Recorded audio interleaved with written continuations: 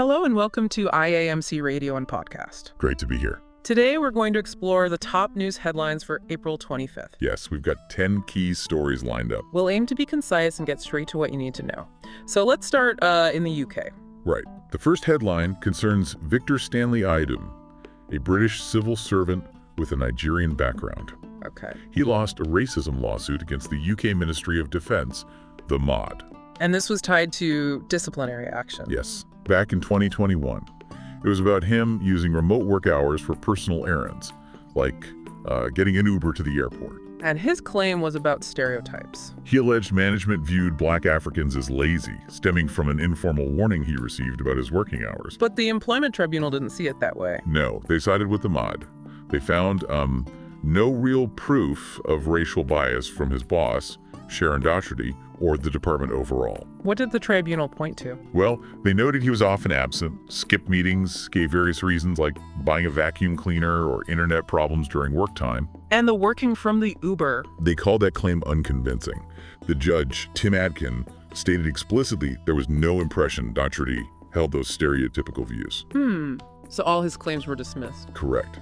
Racial harassment, disability discrimination, victimization, all dismissed. He'd been at the MOD since 2017, became a project manager in 2020. Okay, let's shift focus to Nigeria now. A water crisis despite significant budget. Indeed. It's quite stark. Over N57 billion was budgeted for water supply in Abuja this year alone. But it's not reaching everyone. Not in rural communities like Agwada and Shidna in the Gwagwalada Area Council, according to the civic tech platform TNG. What are the conditions like there? In Agwada, residents share a muddy, stagnant pond with animals for everything. That sounds incredibly dangerous for health. Absolutely. It leads to waterborne diseases, typhoid, cholera, skin infections. Children are hit hardest, and there's no nearby health care. Right. They rely on herbs, prayers. And it gets worse in the dry season, I imagine. Much worse. They have to walk long distances for water. Appeals to a former senator apparently went nowhere. And Shidna. Is it similar? Similar problems. They rely on a single seasonal stream. When it dries up, it's muddy patches or long treks for water. Impacts hygiene, health? Exactly. Especially for women and children. Contaminated water means constant health issues. Have there been any water projects nearby?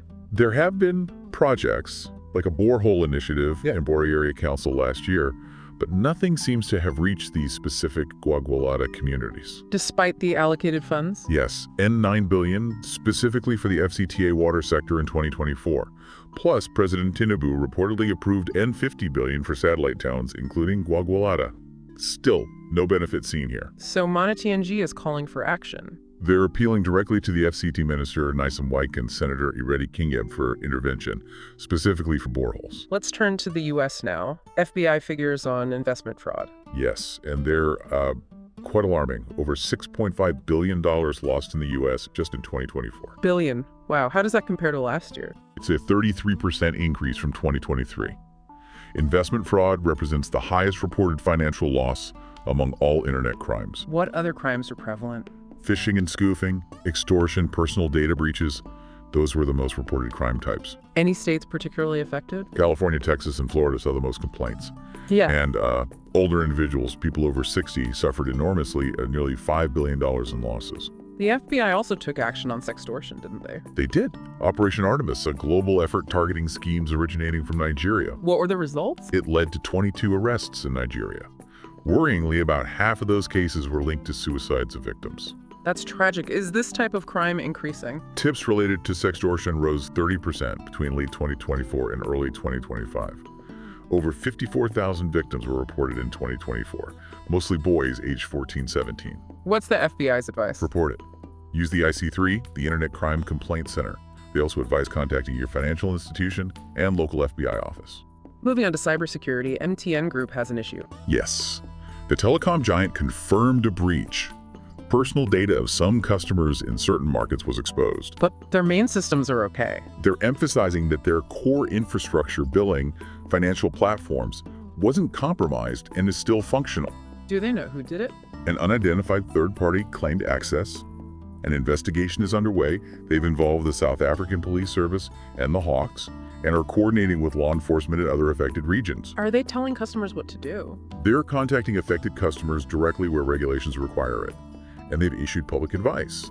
Use fraud alerts, strong passwords, be wary of suspicious links, don't give out sensitive info over calls or messages, and use multi-factor authentication. Standard but important stuff. Okay, let's look at the broader economic picture in Africa, the World Bank report. Right, the Africa's Pulse report. It suggests sub-Saharan Africa's overall growth is being sort of held back by its largest economies, Nigeria, South Africa, and Angola. So if you take them out of the equation, Then the rest of the region is projected to grow much faster, 4.6% in 2025, potentially 5.7% after that. but the big players aren't pulling their weight, essentially. That seems to be the assessment. On the plus side, about 70% of countries in the region saw inflation fall in 2024. But not everywhere. No, 14 out of 47 nations still face double-digit inflation, including Nigeria and Angola. What are the main headwinds governments are facing? Debt service costs are a big one, squeezing out money needed for investment, plus inadequate strategies to deal with conflict and climate change are hindering growth. Conflict is still a major issue then. Yes, conflict and violence actually increased in 2024. The Sahel region accounted for over half of all Islamist extremist activity. And that impacts food security too. Hugely. Around 120 million Africans face acute food insecurity, and 80% of those are in conflict zones. Climate change, with rising temperatures and erratic rainfall, adds another layer of difficulty. So the World Bank's message is, That without better governance, conflict resolution, and climate resilience, sustainable progress will be very difficult to achieve. now back to Nigeria, some disturbing reports about police conduct in Niger State. Yes, really troubling. Police there are accused of brutalizing photographers and extorting money from them simply for having dreadlocks. Just for their hairstyle, where did this happen? On the Minapiko Road in a place called Pago. It apparently follows a directive from the state governor, Umar Bago, about arresting and shaving people with dreadlocks. So what allegedly happened to the photographers? They were traveling from Abuja to Minna for work. Police stopped them, allegedly removed their caps, forcefully cut their hair, assaulted them, and demanded bribes. One of the victims described it. Yes, one recounted being stopped, having his hair inspected, police taking his colleagues into the bush. When he tried to intervene, he says he was beaten.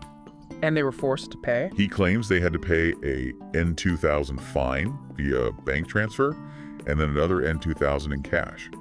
He says he was injured in the assault. Has the police spokesperson responded?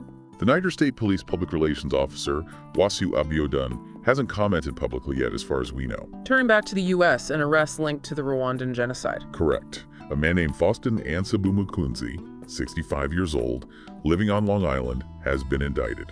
What are the charges? Federal immigration fraud. He's accused of hiding his involvement in the 1994 Rwandan genocide when he applied for refugee status, a green card, and later citizenship.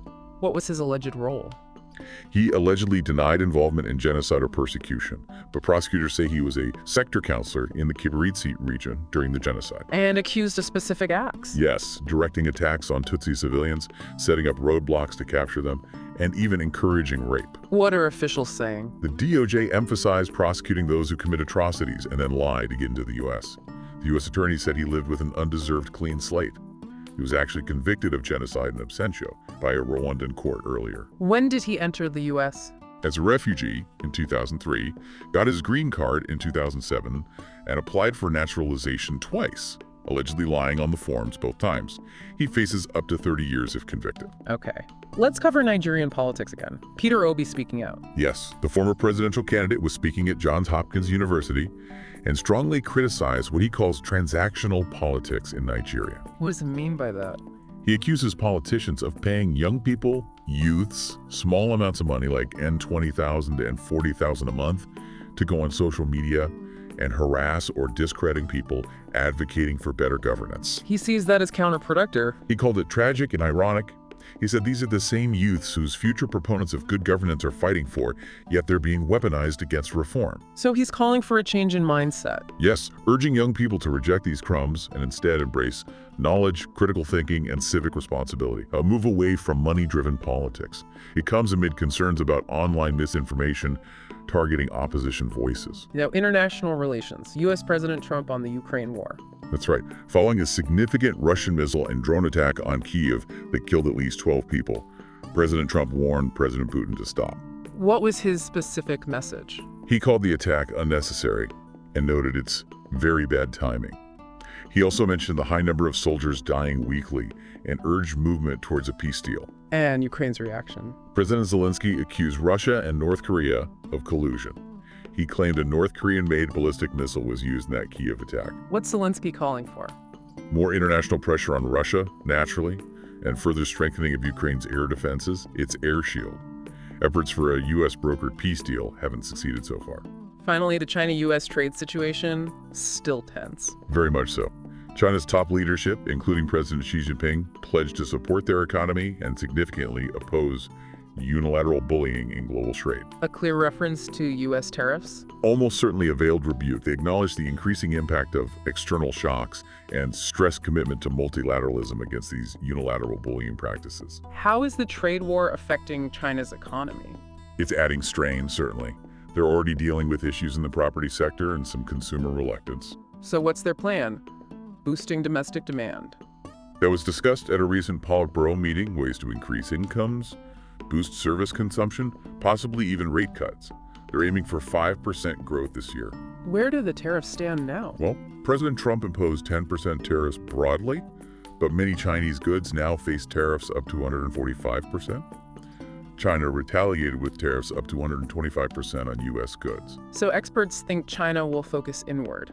Yes, relying more heavily on domestic consumption seems likely. Are there any trade talks happening? It's a bit confusing. China denies any current negotiations are happening, while President Trump has claimed meetings are ongoing. Any sense of compromise? There are reports, unconfirmed, that Beijing might be considering exempting some specific U.S. semiconductor products from their tariffs. A small potential opening, perhaps. It's certainly a complex global landscape with a lot unfolding across all these stories. Absolutely. And staying informed and thinking critically about the information is more important than ever. Thank you for listening to the Today's Top News Headlines on IAMC Radio and Podcast.